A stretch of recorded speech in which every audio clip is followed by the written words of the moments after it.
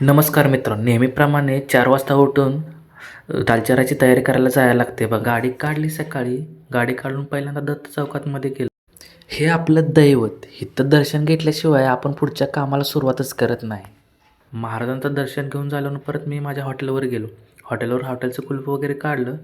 पहिल्यांदा नतमस्तक केल्याशिवाय मी आत एंट्री करतच नाही. पहिल्यांदा पाया पडलो, नंतर आतमध्ये आल्यानंतर मी आपल्या रोजच्या कामाला चालू केलं. राईस पहिल्यांदा भिजत घातला. राईस भिजत घातल्यानंतर मी कांदा वगैरे कटिंग करायला चालू केलं.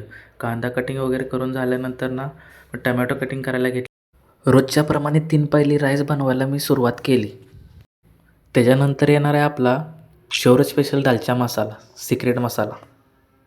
तिकडे पाण्याला उकळी असतोपर्यंत कोथिंबीर वगैरे चिरून घेतली. तोपर्यंत डाळीला अशी उत्कृष्ट खणखणीत उकळी आली होती. असं दाखवायला लागते बघा.